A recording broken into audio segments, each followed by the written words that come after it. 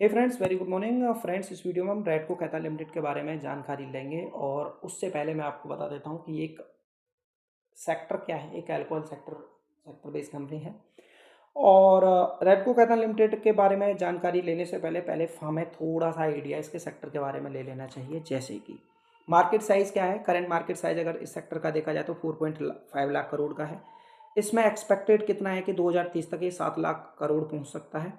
Growth rate इसमें 8 से 10% तक की CAGR हमें देखने को मिलेगी। इंडस्ट्री ग्रो क्यों कर रही है? क्योंकि 65% पॉपुलेशन इंडिया की वो बिलो 35 ईयर्स है और urbanisation plus rising disposal income भी है लोगों की।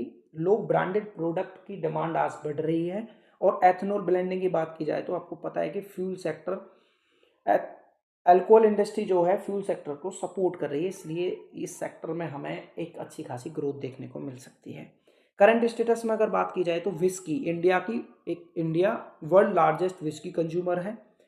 अगर मैं इसके एम्प्लॉय की बात कर जाऊँ, इसमें 1+ करोड़ एम्प्लॉय डायरेक्ट इंडायरेक्ट इससे जुड़े हुए हैं। स्टेट का जो रेवेन्यू है, ऐसे कुछ बहुत सारे स्टेट है इंडिया में जिनका 20 से 25% स्टेट रेवेन्यू अल्कोहल सेक्टर से आता है। और अगर मैं India versus USA versus China की बात करता हूँ तो इंडिया का मार्केट साइज 4.5 लाख करोड़ है, चाइना का 11.3 लाख करोड़ है, वहीं यूएसए का 23 लाख करोड़ है।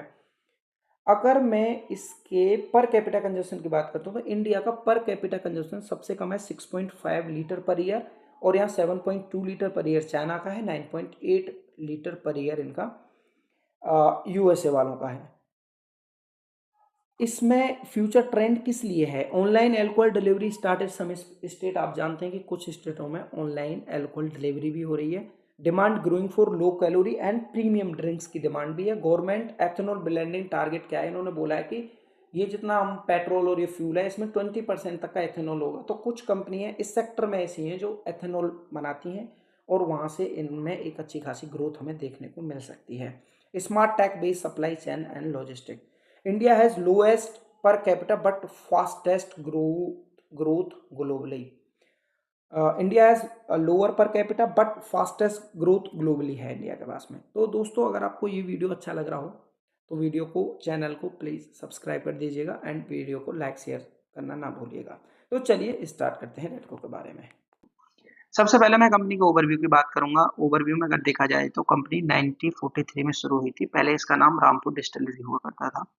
इन्होंने 1998 में एक 8 PM विस्की करके अपना ब्रांड, सबसे पहला ब्रांड इन्होंने 8 PM विस्की करके लॉन्च किया। इसके पास अभी टोटल ब्रांड्स में देखा जाए तो 15 प्लस इनके पास में टोटल ब्रांड्स हैं। इनके पास मिलेनियर ब्रांड्स जैसे magic moment, 8 PM, old admiral और कॉन्टेसा। 85 प्लस कंट्री अगर देखा जाए तो 100 प्लस कंट्री में एक्सपोर्ट भी करती है कंपनी। मैन विजन क्या है? To build India first global luxury liquor brand. ये सब आपको मिल जाएगा एनुअल रिपोर्ट में पेज नंबर 12 से 14 पर। अगर मैं इसके बिजनेस मॉडल एंड पोर्टफोलियो की बात करता हूँ, अगर मैं इसके business model and product portfolio को देखता हूँ तो प्रेस्टीज एंड एवर, इसमें दो तरह के सेगमेंट आपको मिलते हैं। एक प्रीमियम मिलता है, एक रेगुलर मिलता है।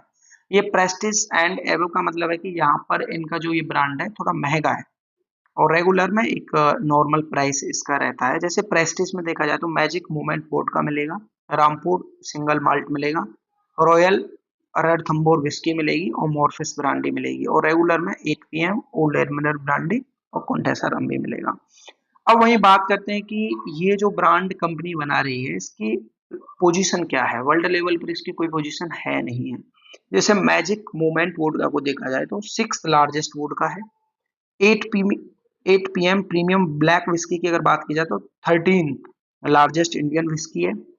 और मोर्फस ब्रांडी की बात की जाए तो ये 4th फास्टेस्ट ग्रोइंग ब्रांडी भी है और ये 10th लार्जेस्ट ब्रांडी भी है। आफ्टर डार्क विस्की ये 3rd largest fastest growing brand है इसकी। 1965 फर्स्ट फास्टेस्ट ग्रोइंग रम भी है। 8 PM 7th largest Indian whisky and 9th largest rum Contessa है। और Old Admiral 3rd fastest growing brandy भी है। आप यहाँ से अंदाजा लगा सकते हैं कि ये सारे बिजनेस रेडको के हैं, ये सारे ब्रांड रेडको के हैं और इनकी ग्लोबल में भी अच्छी खासी पोजीशन भी है इनकी। अगर मैं वही स्पिरिट इंडस्ट्री इन इंडिया में बात करता हूँ तो 2024 में 400 मिलियन केसेस इन्होंने सेल किए और वहीं 2029 में इनका टारगेट 512 मिलियन केसेस का है, जिसमें विस्की का सबसे ज्यादा 5.9% रहेगा, ब्रांडी 1.6%, और रम 4.1 और व्हाइट स्पिरिट 9.1% हमें देखने को मिलेगा। इन्होंने, ये तो बात रही थी वॉल्यूम की, अगर वैल्यू की बात करते हैं तो 2024 में 2962 बिलियन की इनकी सेल्स थी और 2029 तक इसको 5548 बिलियन होने का इनका टारगेट है, जिसमें विस्की 15.3% इन्हें यहाँ से रेवेन्यू देखने को मिलेगा। इंडस्ट्री सीएजीआर की अगर बात करेंगे तो 13.4% का सीएजीआर यहाँ से देखने को मिलेगा। Vodka industry growth indicator strong premiumisation trend की अगर बात करते हैं तो 2024 में वॉल्यूम देखेंगे आप 11.1% था, वैल्यू 14.6% थी। और वहीं वॉल्यूम 2024 से 29 में 8.4% वॉल्यूम और वैल्यू हो जाएगी 11.2%। यहाँ भी ये भी एक अच्छा खासा संकेत है कंपनी के लिए। अब ग्लोबल प्रेजेंस की अगर बात करते हैं तो कंपनी के पास में एक्सपोर्ट से 9% है और डोमेस्टिक से 91% का रेवेन्यू कंपनी को जनरेट होता है। और अगर एक्सपोर्ट की बात की जाए तो 100+ कंट्री में इसका एक्सपोर्ट होता है। यहाँ से रैडको खैतान के हमने दो फंडामेंटल देख लेते हैं। मार्केट कैप कंपनी का 38,103 करोड़ है, स्टॉक पी 93.5 चल रहा है। और वहीं मैं आरओसी की बात करता हूँ तो लगभग 16.5 का आरओसी है। डेब्ट टू इक्विटी कंपनी का कोई कर्जा नहीं है। ईपीएस कंपनी का 30 है, करंट प्राइस 2840 है। आरओई अगर देखा जाए तो 13.6% का है। वहीं डिविडेंड 0.14 का है, यानी कंपनी डिविडेंड नहीं देती है। फेस वैल्यू 2 है और पैग रेशियो 8.47 है। अगर मैं इसके Q1 फाइनेंशियल ईयर 26 के परफॉर्मिंग हाइलाइट्स की बात करता हूं तो आप देखेंगे कि Q1 फाइनेंशियल ईयर, यहाँ आप देख सकते हैं Q1 फाइनेंशियल ईयर 2019 में इनके पास में नेट सेल हुआ करती थी 516 और ईबिटा होता था इनका 91। आज 2019 के बाद में आज आप देखेंगे फाइनेंशियल ईयर 26 के फर्स्ट क्वार्टर में 231 करोड़ इनका ईबिटा है और वहीं 1506 करोड़ का इनके पास में नेट सेल है। और अगर मैं टोटल वॉल्यूम देखा जाए प्रेस्टीज एंड एवो वॉल्यूम का, देखिए ये 2019 फाइनेंशियल ईयर के Q1 में आप देखेंगे तो 1.71 मिलियन केसेस इनके सेल हुआ करते थे और टोटल वॉल्यूम 5.59 केसेस का होता था।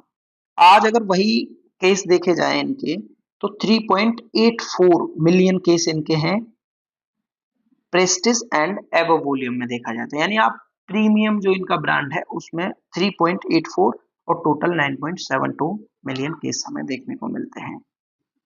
ब्रांड पोर्टफोलियो की अगर बात कर दी जाए तो इनके पास में जैसे लग्जरी आप देखेंगे यूएस डॉलर में $50+ से में इनकी विस्की, रम और जिन देखने को मिलेगी। सेमी लग्जरी भी है इनके पास में, सुपर प्रीमियम यूएस $10 to $15 में मिलेगी और सेमी प्रीमियम मिलेगी इनकी $8 to $10 में और डिलक्स $6 से $8 में और रेगुलर इनकी $6 के समथिंग मिलेगी। जिसमें हाँ एक दूसरा मेन पॉइंट क्या है कि इनको ये जो सीएसडी है, आर्मी कैंटीन वगैरह जो हमें देखने को मिलती है, इनमें भी कंपनी का बहुत बड़ा इनकी हिस्सेदारी है और इनको वहां से टेंडर मिला हुआ है, तो इनकी सप्लाई डिफेंस में भी इनकी सप्लाई हमें देखने को मिलती है। ये एक बहुत बड़ी बात है क्योंकि यहाँ पर बहुत ज़्यादा रूल्स रेगुलेशन होते हैं और डिफेंस में ये सब मिल जाना एक बहुत बड़ी बात है इस कंपनी के लिए।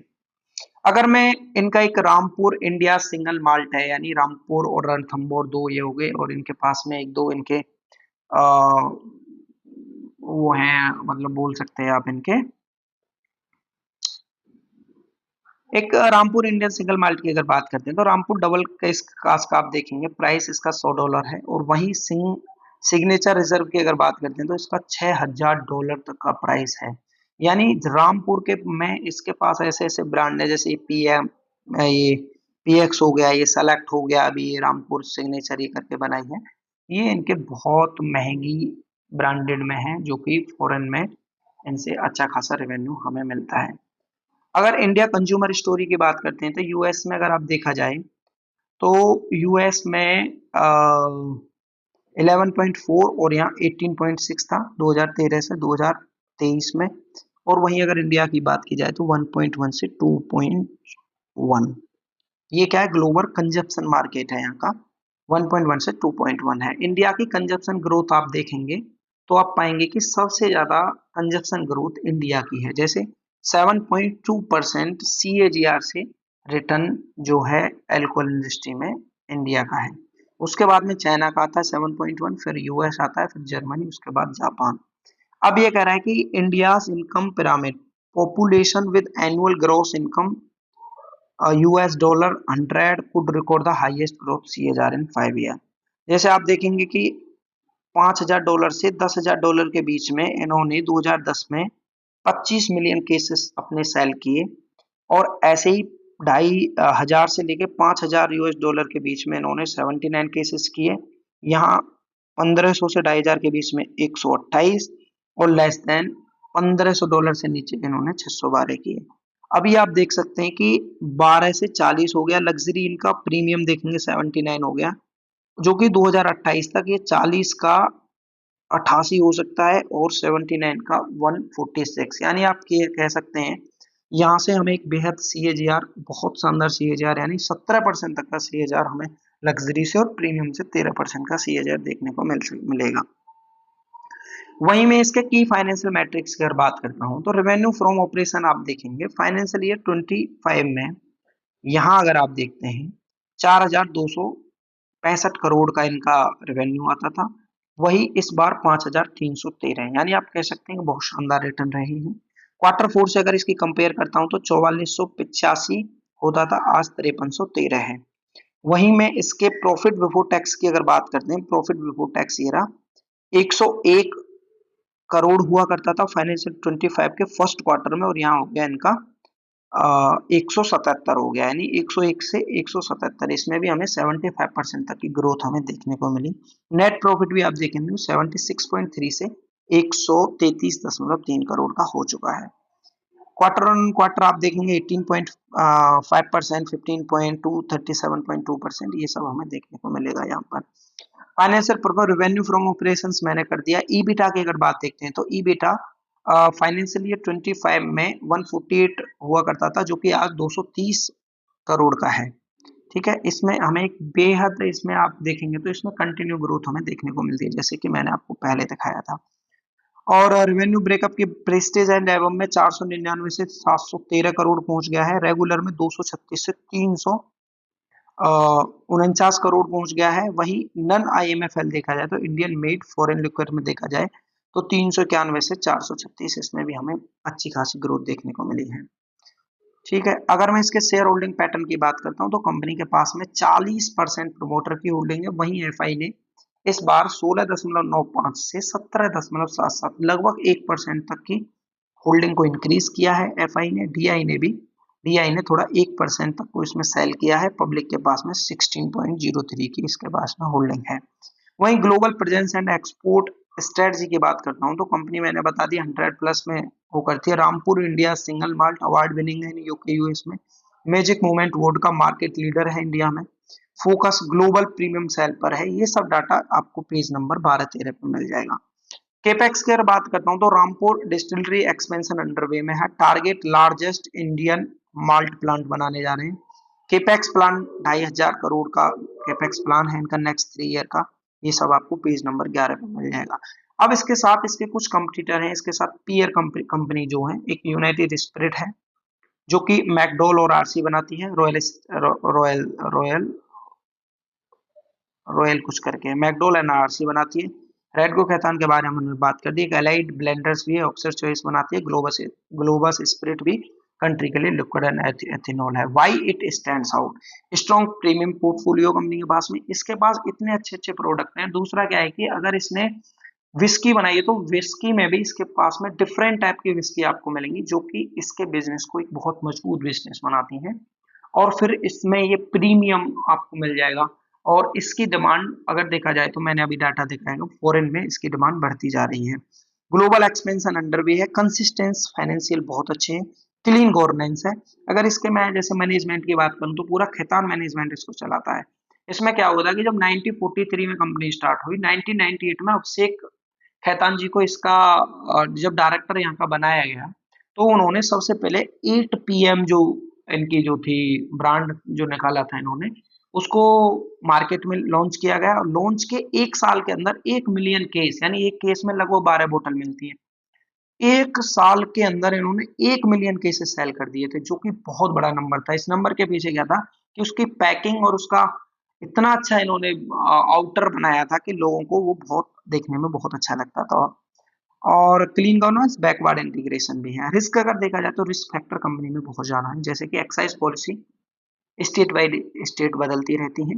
रॉ मटेरियल कॉस्ट वॉलेटिलिटी बदलता रहता है, रॉ मटेरियल भी। रेगुलेटरी अनसर्टेनिटी देखने को मिलती है। मेजर चैलेंजेस में अगर बात करते हैं, अगर आपको ये सब पूरा जानकारी लेनी है रिस्क फैक्टर के बारे में, आपको एनुअल रिपोर्ट 2024-25 के पेज नंबर 53 पर आपको पूरा डाटा मिलेगा, आप जाके पढ़ सकते हैं। मेजर चैलेंजेस की अगर बात करते हैं तो very high stage wise taxation भी है। 20% मार्के इलीगल और अनरेगुलर लिक्वर भी मिलती है। नो यूनिफॉर्म एल्कोहल पॉलिसी है, वेरीज बाई स्टेट, बदलती रहती है स्टेट के अकॉर्डिंग। और religious and social opposition in some area, जैसे कि कुछ एरिया में यहाँ दारू क्यों बिक रही है इसका लोग अपोज करते हैं, इस कुछ इसमें रिलीजियस और सोशल अपोजिशन भी देखने को मिलता है। तो ये था हमारा एक पूरा रेडको खैतान का एक पूर्ण एनालिसिस। तो दोस्तों अगर आपको ये वीडियो इन्फॉर्मेटिव लगा हो तो वीडियो को चैनल को सब्सक्राइब कर लीजिएगा और वीडियो को यहाँ से लाइक शेयर करना ना भूलें। Thank you.